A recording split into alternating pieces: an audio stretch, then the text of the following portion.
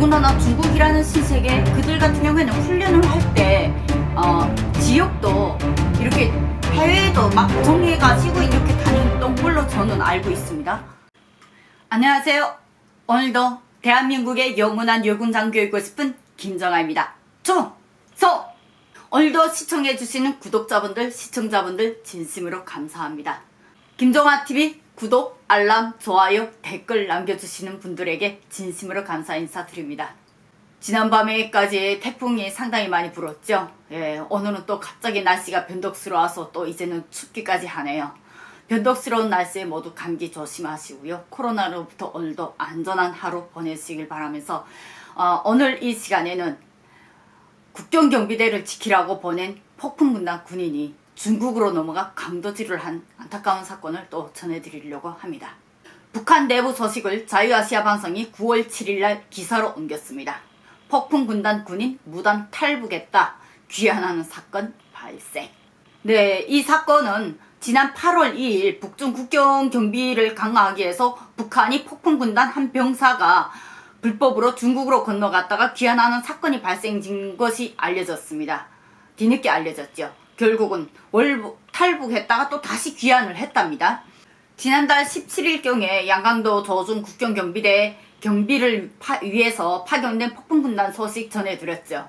그 폭풍군단 소식 전해드리면서 국경경비대하고 폭풍군단이 패싸움까지 벌어지고 심지어 사살까지 일어난 사건, 제가 심중하게 다뤘습니다.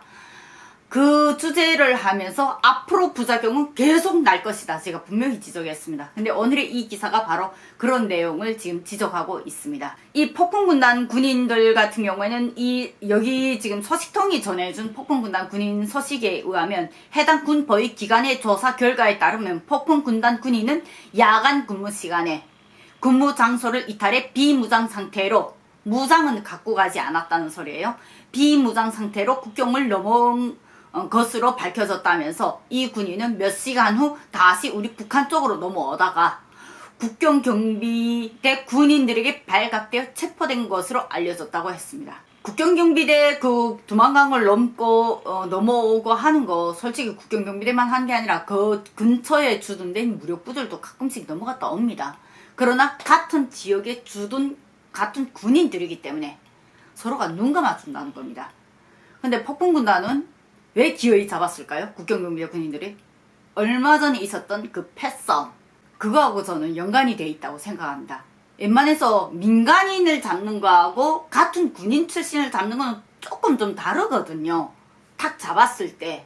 그래서 웬만해서 같은 군인 출신이면 쟤네하고 정말로 알력관계가 없을, 정말로 몸수는 등지고 원수진 관계가 아니면 웬만해서 잡지 않고 넘어가려고 합니다.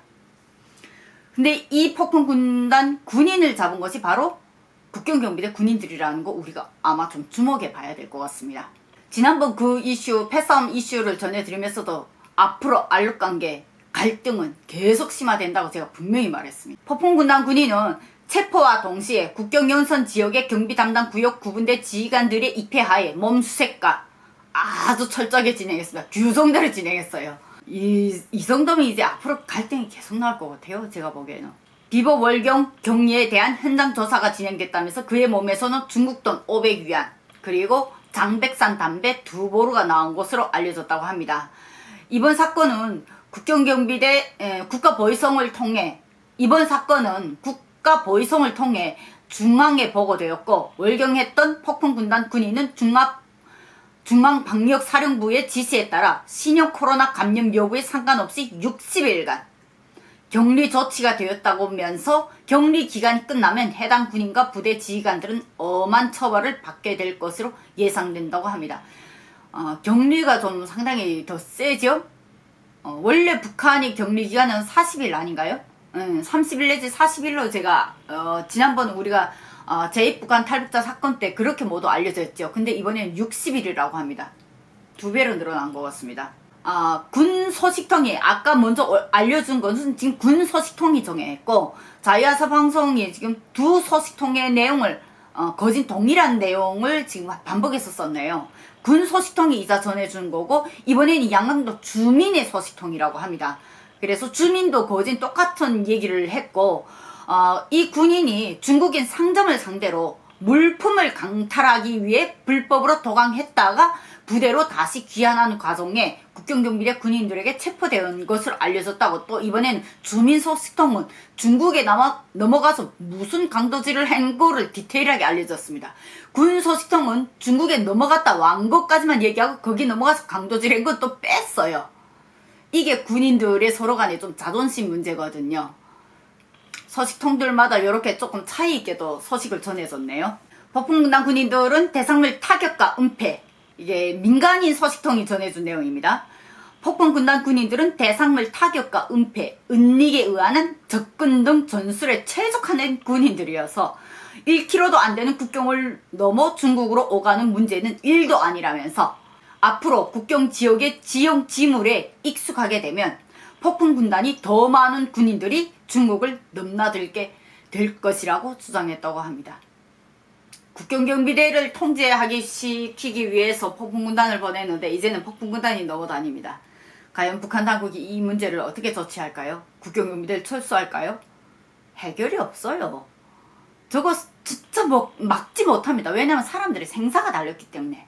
그러면서 서식통이 이번 사건은 신형 코로나 방역을 위해 조중 국경을 철저히 봉쇄하고 국경경비대 군무 태세를 감시하라는 임무를 받고 파견된 폭풍군단의 군인이 당국의 명령에 앞서서 어긴 사건이라면서, 따라서 당국이 믿고 파견한 폭풍군단 군인이 군사규율을 어겼다는 점과 중앙에 준엄한 신형 코로나 방역 규칙을 어겼다는 점에서 무사하지 못할 것이라고 강조했다고 합니다. 평안남도 덕천에 사령부를 둔 폭풍군단은 북한군 11군단 630 부대를 일컫는 별칭으로 1969년에 창설된 특수부대이며, 북한은 1983년 이 부대를 경보교도 지도국으로 개편하고 다른 특수부대들을 통합했고, 이를 지속적으로 확대 개편해 군단급으로 승격시켰습니다. 11군단은 산악전과 야간전, 해상전, 최적화된 정예부대로 번개로 불리우는 경보여단과 우레로 불리우는 항공육정대 벼락으로 불리는 저격여단 등 10개의 여단을 산하에 두고 있는 것으로 알려졌습니다. 폭풍군단에 대해서 자유아시아방송 기사 뒷부분에 추가로 그들의 정보를 올렸습니다. 이 기사에서 우리가 가장 주목해 봐야 되는 거는 지난번에 총격 사건에 이어서 지금 부작용이 또 나왔습니다. 폭풍군단은 그래도 분명히 여기에서 이 기사에서 우리가 반드시 알 수 있는 내용이 한 가지가 더 있습니다. 그게 뭐냐? 지난 방송들에서 제가 북중 국경 안에서 특수부대와 폭풍군단하고 국경경비대의 마찰 문제는 앞으로 계속 지속될 것이다 라고 했습니다. 그런데 폭풍군단이 국경을 넘어갈 건 저도 예상을 못했어요. 왜 예상을 못했냐? 폭풍군단은 공급이 좋습니다. 배걸치지가 않아요.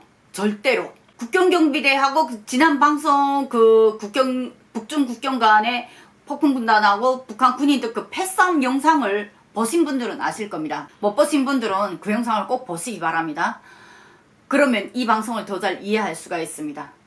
그때 방송할 때에도 국경경비대의 질하고 폭풍군단의 그 공급 질이 다릅니다. 국경경비대도 워낙 국경에서 돈을 많이 다루고 그러기 때문에 너무 그렇게 배걸코나 인민무력부처럼 그렇게 배고파 부대들이 아니에요. 그렇지만 폭풍군단은 얘네처럼 레벨이 다르단 겁니다. 얘네는 정상적으로 꾸준히 고정된 급식과 모든 공급이 다 진행됩니다. 그런데 왜 폭풍군단 군인이 중국으로 넘어갔다 왔을까요?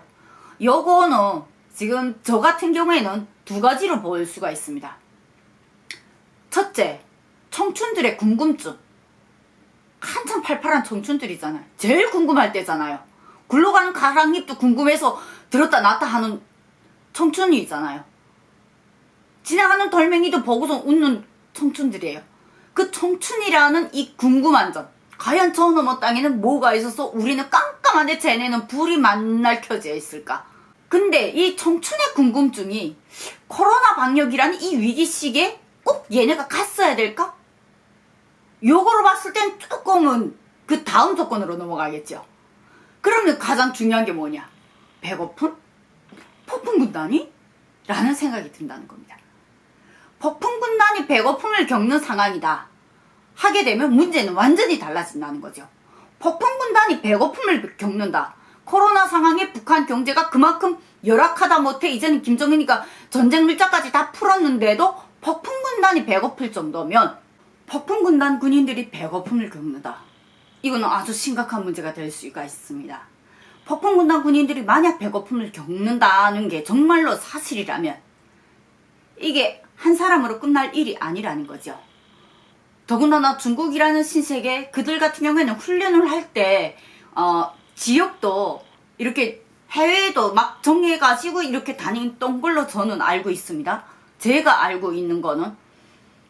그러면 이들이 중국을 드나드는 거는 상당히 좀 위험한 문제이고, 폭풍군단 군인들이 이러다가 탈북하는 거 아닌가 라는 우려까지 됩니다. 우려가 아니라 좋은 일이라고 생각해야 되나요?